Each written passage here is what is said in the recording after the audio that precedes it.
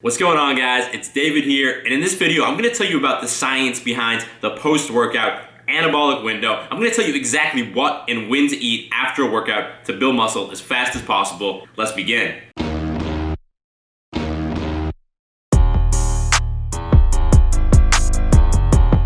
Alright, so when it comes to meal timing and post-workout nutrition, there's two main schools of thought. The first one is the old school bro science, which basically says that if you don't eat protein within 30 minutes of finishing your workout, that you're going to waste your gains and that your muscles are not going to recover properly. And then the other school of thought is the if it fits your macros crowd, who basically just say that as long as at the end of the day you eat the right amount of calories, protein, carbs, and fats, that it does not really matter what the timing is. As long as you hit those numbers, you're still going to make progress as fast as possible. So let's dive into the actual studies that have been done so we can find out who's right about post-workout nutrition. And I'm going to do this on my walk to the gym.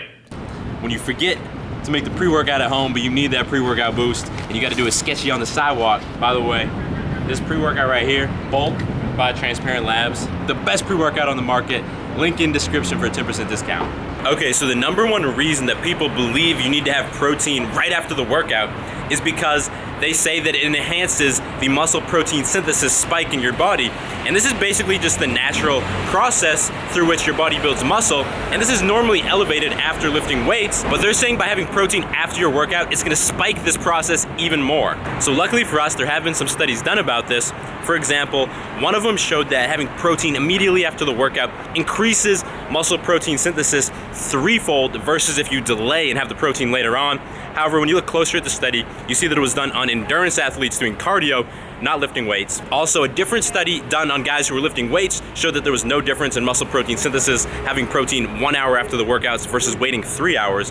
And there was even another study done that showed that having a protein shake immediately before the workout caused the exact same difference as having the shake 1 hour after the workout. Anyway, the point here is that there's a lot of conflicting evidence, so it's not clear how big of a difference this actually makes. But at the end of the day, you have to realize that all of these studies are just measuring temporary changes in your hormone levels. They're not necessarily demonstrating that this is gonna make a long-term difference in how much muscle you actually build. Anyway, I'm getting confused talking about all these studies, so I'm gonna hit the gym, give you guys some workout footage to enjoy, and then after that, I'll dive into the studies that have actually been done on how much of a difference this makes in the long term and how much muscle you actually build. Let's go.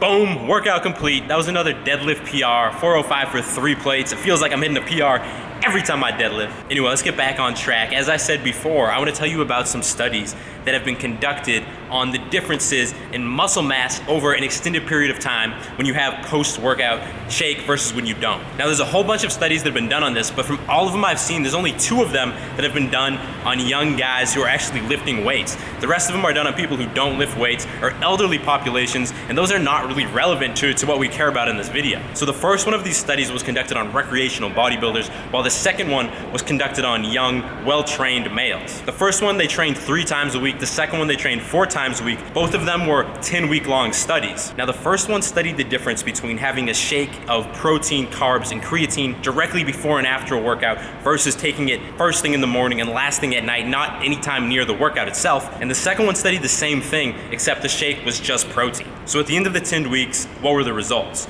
Well, in the first study, they found that the guys who supplemented before and after the workout had significantly more lean body mass than the other dudes. But the second study found that there was no significant difference between the guys who had the pre and post-workout shake versus the guys who had a shake first thing in the morning and last thing at night. So at the end of the day, just like the studies we talked about earlier, these studies are not conclusive either. Sure, there's some evidence that supports that a post-workout shake can help you build more muscle in the long term, but at the same time, there's studies that have been done that it makes no difference at all. So what the fuck are you supposed to do? Well, let me tell you my conclusion on the walk home. Alright, so basically the main point that I wanted to make in this video is that there's no conclusive evidence that tells us the exact effects of pre-workout or post-workout nutrition on building muscle mass. But I'm not just trying to leave you confused, bro. I actually want to help you out and give you some practical tips. So here's my take. At the end of the day, there are some studies that show that eating some protein after your workout could help you build muscle, but at the same time, there's some studies that say that having protein before your workout is equally as important, if not more important. So that being said, the best possible approach that you can take is to do both. At least 1 to 2 hours before your workout, have a meal that has some protein and some carbs in it, and then the same thing after your workout. Within 1 to 2 hours of finishing your workout, have another meal that has some protein and some carbs in it. Now personally, I don't like eating more than 3 times a day, so what I do is I work out in between breakfast and lunch. At the same time, I realize that not everybody's schedule is as flexible as mine. For that reason, I also want to say, don't stress it. If you eat, 3 hours before your workout or 3 hours after your workout, it's definitely not gonna kill your gains. And at the end of the day, it might not even make any difference. As always, the most important thing, more important than meal timing, is to make sure you're eating the right amount of calories and enough protein for your body and for your specific goals. If you're not sure what that is, I have a free diet calculator you can use. The link will be in the description. Anyway, I'm gonna wrap the video up here because I gotta race home and get my protein, bro. I don't wanna sacrifice any gains. If you enjoyed this video and you like my channel, make sure you hit subscribe because I release a brand new video every single Monday and every single Thursday. This weight belt will not stay on my shoulder. Otherwise, give this video a thumbs up. I'll talk to you in the next video. I better talk to you in the next video. I'm gonna be mad, bro. Stay beastly.